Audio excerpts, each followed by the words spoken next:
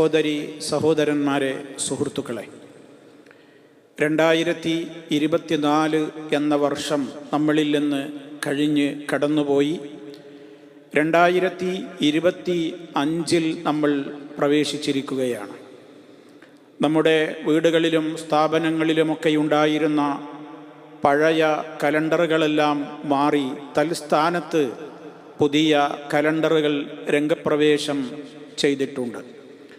ഇത്തരം ഒരു സാഹചര്യത്തിൽ വിശ്വാസികളായ ആളുകളുടെ മനസ്സിൽ ഉണ്ടായിരിക്കേണ്ടുന്ന, പ്രാധാന്യമർഹിക്കേണ്ടുന്ന ചില ചിന്തകളുണ്ട്. അതിലേക്കാണ് നിങ്ങളുടെ ശ്രദ്ധ ക്ഷണിക്കുവാൻ ഇന്നത്തെ സംസാരത്തിലൂടെ ഉദ്ദേശിക്കുന്നത്. സഹോദരങ്ങളെ, ഒരു വർഷം പിന്നിടുമ്പോൾ, പുതിയ കലണ്ടർ നമ്മൾ തൂക്കുമ്പോൾ, നമ്മൾ പലപ്പോഴും അതൊന്നും അറിയാതെയും ചിന്തിക്കാതെയും ഇങ്ങനെ കടന്നു പോവുകയാണ്. വാസ്തവത്തിൽ നമ്മുടെ ഖബറിലേക്കുള്ള ദൂരം വളരെ അടുത്തു കഴിഞ്ഞിരിക്കുന്നു. നമ്മുടെ ആയുസ്സിൽ നിന്ന് ഒരു വർഷം കൊഴിഞ്ഞു പോയിരിക്കുന്നു. നമ്മൾ താമസിക്കുന്ന ഇടമാകുന്ന നമ്മുടെ വീടുകളിൽ നിന്ന് ഇറങ്ങുവാനുള്ള സമയം അടുത്തടുത്ത് വന്നുകൊണ്ടിരിക്കുന്നു. തുടങ്ങിയ കാര്യങ്ങളൊക്കെ നമ്മുടെ മനസ്സിനെ വല്ലാതെ ചിന്തിപ്പിക്കേണ്ടുന്ന കാര്യങ്ങളാണ്. ഒരു വിശ്വാസി അവൻ്റെ ജീവിതത്തിൽ എപ്പോഴും മരണചിന്തയുള്ളവനായിരിക്കണമെന്ന് മാത്രമല്ല, മരണചിന്ത അധികരിപ്പിക്കണം എന്നുകൂടി മുഹമ്മദ് നബി സല്ലല്ലാഹു അലൈഹി വസല്ലമ പഠിപ്പിച്ചിരുന്നിരിക്കുകയാണ്. അക്സിറു ദിക്റ ഹാദിമിൽ ലദ്ദാത്ത്, ദുനിയാവിലെ എല്ലാ സൗകര്യങ്ങളുടെയും സുഖങ്ങളുടെയും ആസ്വാദനങ്ങളുടെയും അവസാനം കുറിക്കുന്ന മരണത്തെ സംബന്ധിച്ചുള്ള ചിന്ത നിങ്ങൾ അധികരിപ്പിക്കണേ എന്ന് മഹാനായ റസൂൽ സല്ലല്ലാഹു അലൈഹി വസല്ലം പറഞ്ഞു.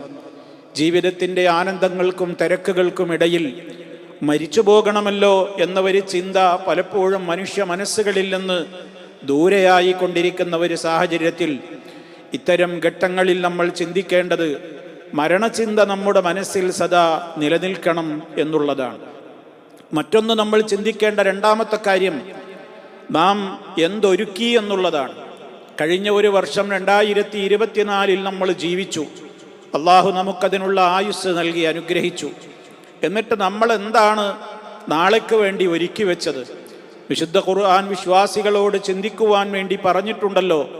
യാ അയ്യുഹല്ലദീന ആമനു, സത്യവിശ്വാസികളെ, ഇത്തഖുല്ലാഹ്, നിങ്ങൾ അള്ളാഹുവിനെ സൂക്ഷിക്കുവീൻ. ഫൽ തൻളുർ നഫ്സും മാ ഖദ്ദമത് ലിഗദിൻ, നാളേക്ക് വേണ്ടി എന്താണ് ഒരുക്കി വെച്ചിട്ടുള്ളത് എന്ന് ഓരോരുത്തരും ചിന്തിക്കട്ടെ, പരിശോധിക്കട്ടെ എന്ന്. വത്തഖുല്ലാഹ്, അള്ളാഹുവിനെ സൂക്ഷിക്കണേ എന്ന് രണ്ട് ഭാഗത്തും അള്ളാഹു തആല പറഞ്ഞിരിക്കുകയാണ്.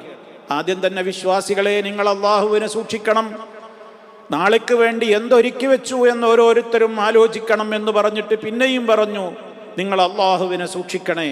ഇന്നല്ലാഹ ഖബീറും ബിമാ തഅമലൂൻ, തീർച്ചയായും അല്ലാഹു സുബ്ഹാനഹു വ തആല നിങ്ങൾ പ്രവർത്തിക്കുന്നതിനെ സംബന്ധിച്ച് സൂക്ഷ്മമായി അറിവുള്ളവനാണ് എന്ന്.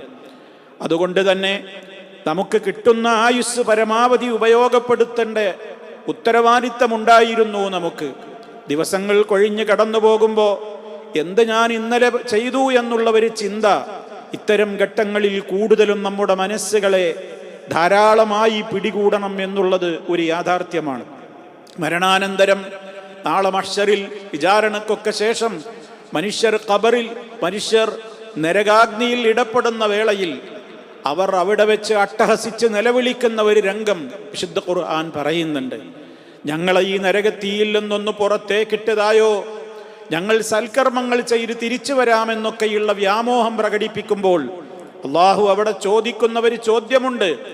അവലം നുഅമ്മിർകും മാ യതദക്കറു ഫീഹി മൻ തദക്കർ വജാഅകുമുൻ നദീർ, ചിന്തിക്കുന്നവർക്ക് ചിന്തിക്കുവാനും പ്രവർത്തിക്കുന്നവർക്ക് പ്രവർത്തിക്കുവാനും ഒക്കെ സൗകര്യം ലഭിക്കുന്ന വിധത്തിൽ നാം നിങ്ങൾക്ക് ആയുസ് തന്നിരുന്നില്ലയോ എന്ന് അള്ളാഹു അവിടെ വെച്ച് ചോദിക്കും.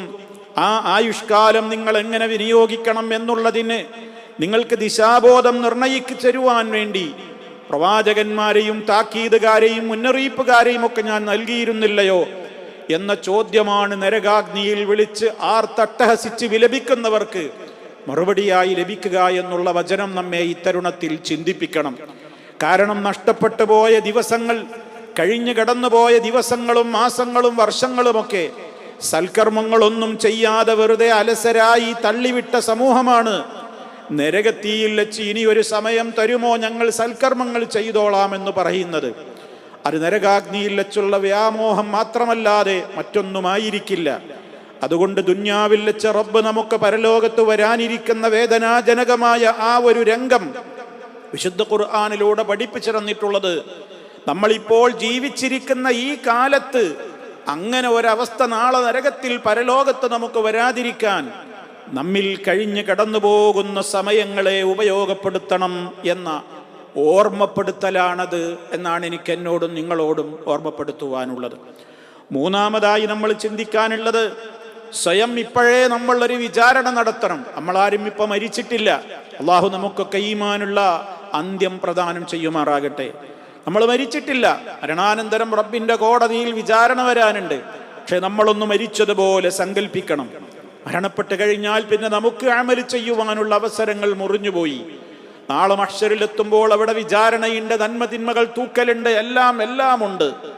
അവിടെ എത്തുന്നതിൻ്റെ മുമ്പ് ഞാൻ എന്താണ് ആ ദീർഘമായ യാത്രക്ക് വേണ്ടി കൊണ്ടുപോകാൻ എൻ്റെ കയ്യിലുള്ളത്, എൻ്റെ അമലുകൾ അവിടെ തൂക്കുമ്പോൾ എന്തായിരിക്കും അവസ്ഥ എന്ന് സ്വയം ഒരു വിചാരണ നടത്താൻ മഹാനായ ഉമർ ഖത്താബ് റളിയല്ലാഹു തആല അൻഹു പറയാറുണ്ടായിരുന്നു, ഹാസിബു ഖബ്ല അൻ തുഹാസബു. നിങ്ങൾ പരലോക കോടതിയിൽ വെച്ച് റബ്ബിന്റെ മുമ്പിൽ വിചാരണക്ക് നിർത്തപ്പെടുന്നതിന്റെ മുമ്പ് ദുന്യാവിൽ വെച്ച് ജീവിക്കുന്ന കാലത്ത് നിങ്ങളെ തന്നെ വിചാരണ നടത്തൂ. എൻ്റെ കഴിഞ്ഞ കാലം എങ്ങനെയായിരുന്നു എന്നുള്ളവർ വിചാരണ നടത്തുവാൻ. അതേപോലെ തന്നെ വസിനു ഖബ്ല അൻ തുസനു, പരലോകത്ത് നിങ്ങളുടെ അമലുകൾ തൂക്കപ്പെടുന്ന ദിവസം വരുന്നതിന്റെ മുമ്പ് നിങ്ങളുടെ അമലുകളെ നിങ്ങളൊന്ന് സ്വയം തൂക്കി നോക്കുവീൻ, എത്ര കണ്ടുണ്ട് എനിക്ക് കൊണ്ടുപോകുവാനെന്ന്. അങ്ങനെ ചിന്തിക്കുമ്പോൾ വാസ്തവത്തിൽ എങ്ങനെയാണ് നമ്മുടെ കഴിഞ്ഞകാല ജീവിതത്തിൽ നമുക്ക് അള്ളാഹു നിർബന്ധമാക്കിയിട്ടുള്ള ഫർളായ കാര്യങ്ങൾ വല്ലതും നമുക്ക് നഷ്ടപ്പെട്ടുവോ എന്ന് നമ്മൾ ആലോചിക്കണം. നഷ്ടപ്പെട്ടുവെങ്കിൽ അത് വീണ്ടെടുക്കുവാനും ഖളാ ആയി വീണ്ടും അത് നിർവഹിക്കുവാനും അവസരങ്ങളുള്ളതാണോ? പോരായ്മകൾ നികത്തുവാൻ നമുക്ക് എന്താണ് ചെയ്യാൻ കഴിയുക എന്ന് നമ്മൾ ചിന്തിക്കണം. രണ്ടാമതായി നമ്മൾ ആലോചിക്കേണ്ടത്, റബ്ബ് എന്നോട് അരുതേ എന്ന് പറഞ്ഞിട്ടുള്ള ഹറാമുകൾ വല്ലതും ഈ കഴിഞ്ഞകാല ജീവിതത്തിൽ എന്നിൽ നിന്ന് സംഭവിച്ചു പോയിട്ടുണ്ടോ? ഉണ്ടെങ്കിൽ അത് ഓർത്തെടുത്ത് റഹ്മാനായ റബ്ബിനോട് തപിക്കുന്ന മനസ്സുമായി, ഒലിക്കുന്ന കണ്ണുകളുമായി, കണ്ണുനീരുമായി റബ്ബിനോട് പശ്ചാത്തപിച്ചു മടങ്ങേണ്ടുന്ന ഏറ്റവും പ്രാധാന്യമർഹിക്കുന്ന സമയങ്ങളാണ് നമ്മുടെ മുമ്പിലുള്ളത്. ഒരിക്കലും അതിനൊന്നും ഇനി മറ്റൊരു ദിവസത്തേക്കോ സമയത്തേക്കോ കാത്തു നിൽക്കരുത്. എപ്പോഴാണ് മരണം നമ്മെ പിടികൂടുക എന്നറിയില്ല. നാലാമതായി എനിക്കെന്നെയും നിങ്ങളെയും ഓർമ്മപ്പെടുത്തുവാനുള്ളത്, പ്രിയമുള്ളവരെ, ഇനി നമുക്ക് അള്ളാഹു അനുഗ്രഹിച്ചു തരുന്ന വരാനിരിക്കുന്ന ദിവസങ്ങളെ മാക്സിമം സൽക്കർമ്മങ്ങളിൽ നമ്മൾ ഉപയോഗപ്പെടുത്തണം എന്നുള്ളതാണ്. നബി സല്ലല്ലാഹു അലൈഹി വസല്ലം പറഞ്ഞില്ലേ, ഇഗ്തനിം ഖംസൻ ഖബ്ല ഖംസിൻ, 5 പ്രയാസങ്ങൾ നിനക്ക് വരുന്നതിന്റെ മുമ്പ് ശരിക്കും ആ 5 കാലഘട്ടത്തെ നീ നന്നായി ഉപയോഗപ്പെടുത്തിക്കോ. 5 കാലം നിനക്ക് വരും. ആ കാലം വന്നാൽ നിനക്ക് ചെയ്യാൻ പറ്റൂല. അത് വരുന്നതിന്റെ മുമ്പ് നീ സൽക്കർമ്മങ്ങൾ ചെയ്ത് നന്നായി അധ്വാനിച്ചോ. ഏതാണ് ആ കാലങ്ങൾ? ശബാബക ഖബ്ല ഹറമിക, വാർദ്ധക്യം നിന്റെ തൊട്ട് പിന്നിലുണ്ട്. വയോവൃദ്ധനായി കഴിഞ്ഞാൽ യുവത്വത്തിൽ ചെയ്യാൻ കഴിയുന്ന കാര്യങ്ങളൊന്നും വാർദ്ധക്യത്തിൽ ചെയ്യാൻ കഴിയൂല. അതുകൊണ്ട് യുവാക്കളെ, നന്നായി അമലുകൾ ചെയ്തോളൂ, വാർദ്ധക്യം തൊട്ട് പിന്നിൽ വരാനുണ്ട്.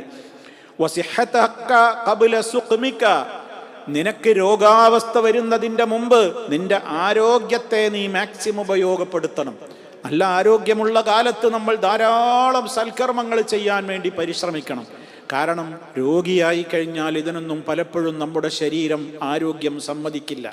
അതുകൊണ്ട് അന്ന് ഖേദിക്കാതിരിക്കാൻ ആരോഗ്യമുള്ള സമയത്തെ നമ്മൾ വിനിയോഗിക്കണം, നന്മയുടെ മാർഗത്തിൽ മാത്രം. മൂന്നാമത് നബി തങ്ങൾ പറഞ്ഞത്, വഗിനാക ഖബ്ല ഫഖ്രിക, ദാരിദ്ര്യാവസ്ഥ വരുന്നതിന്റെ മുമ്പ് നിന്റെ സമ്പന്നാവസ്ഥ നീ പ്രയോജനപ്പെടുത്തണം എന്നാണ്. സമ്പത്ത് കയ്യിലുള്ള സമയത്ത് ഉള്ളതില്ലെന്ന് ചെലവഴിച്ചുകൊണ്ടും സക്കാത്ത് കൊടുത്തുകൊണ്ടും സ്വതക്ക ചെയ്തുകൊണ്ടുമൊക്കെ നമ്മൾ നന്മയുടെ മാർഗത്തിൽ മുന്നേറണം. കാരണം ദാരിദ്രാവസ്ഥ വന്നു കഴിഞ്ഞിട്ട് ഖേദിച്ചിട്ട് ഫലമുണ്ടാവുകയില്ല എന്നർത്ഥം. വഫറാഗക ഖബ്ല ശുഗ്ലിക, നിനക്ക് ജീവിതത്തിൽ തിരക്കുകൾ കൂടുന്നതിൻ്റെ മുമ്പ് നിന്റെ ഒഴിവ് സമയങ്ങൾ നീ ശരിക്കും ഉപയോഗപ്പെടുത്തണം. നമ്മുടെ ജീവിതത്തിൽ തിരക്കുകളും പ്രയാസങ്ങളും ഒക്കെ വരുമ്പോൾ നമുക്ക് പല അമലുകളും ചെയ്യാൻ സമയം കിട്ടിക്കൊള്ളണമെന്നില്ല. അതുകൊണ്ട് എപ്പോൾ ഒഴിവ് കിട്ടിയോ, ഒഴിവ് കിട്ടിയത് അനാവശ്യങ്ങളിലേക്ക് മറ്റു വിനോദങ്ങളിലേക്കൊക്കെ മാറ്റിവെക്കുന്നതിന് പകരം സൽക്കർമ്മനിരതമായ ഒരു ജീവിതത്തിലൂടെ സമയങ്ങളെ ഉപയോഗപ്പെടുത്തണം എന്നാണ്. മൊത്തത്തിൽ അവസാനം റസൂലുള്ള പറഞ്ഞു, വഹയാതക ഖബ്ല മൗതിക, മരണം തൊട്ടടുത്തുണ്ട്. ആ മരണം വന്നെത്തുന്നതിൻ്റെ മുമ്പ് നിന്റെ ജീവിതകാലം നീ ശരിക്കും ഉപയോഗപ്പെടുത്തിക്കോളൂ എന്ന്. പ്രിയമുള്ളവരെ, ഞാനും നിങ്ങളും 2025 എത്തി നിൽക്കുമ്പോൾ നമ്മൾ ആലോചിക്കുക, ഓരോരുത്തരും നമുക്കെത്ര വയസ്സായി, എനിക്ക് എത്ര കാലമുണ്ടാകും ഇനി എൻ്റെ ഖബറിലേക്കുള്ള ചവിട്ടടികൾ കുറഞ്ഞു വരികയല്ലേ. ഞാൻ താമസിക്കുന്ന എൻ്റെ വീടും ഞാൻ ജോലി ചെയ്യുന്ന എൻ്റെ തൊഴിലിടങ്ങളും വിട്ടു പിരിയാൻ ഇനി അധിക കാലമില്ല എന്ന വലിയ ഒരു മുന്നറിയിപ്പ് നമ്മുടെ ടേബിളിലും ചുമരുകളിലും ഒക്കെ തൂങ്ങുന്ന കലണ്ടറുകൾ നമ്മോട് വിളിച്ചു പറയുകയാണ്.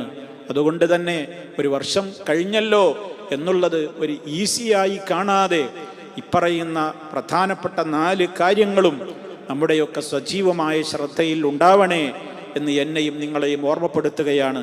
റഹ്മാനായ റബ്ബ് അവനിഷ്ടപ്പെടുന്ന പ്രവർത്തനങ്ങൾ മാത്രം ചെയ്യുവാനും അവൻ വെറുക്കുന്ന പ്രവർത്തനങ്ങളിൽ നിന്ന് പൂർണ്ണമായി വിട്ടുനിൽക്കുവാനും തൗഫീഖ് നൽകപ്പെടുന്ന വിധത്തിലുള്ള ഒരു ദീർഘായുസ്സും ആഫിയത്തും നൽകി നമ്മെ എല്ലാവരെയും അനുഗ്രഹിക്കുമാറാകട്ടെ. വൽഹംദുലില്ലാഹി റബ്ബിൽ ആലമീൻ. വസ്സലാമു അലൈക്കും വറഹ്മത്തുള്ളാഹി വബറകാതുഹു.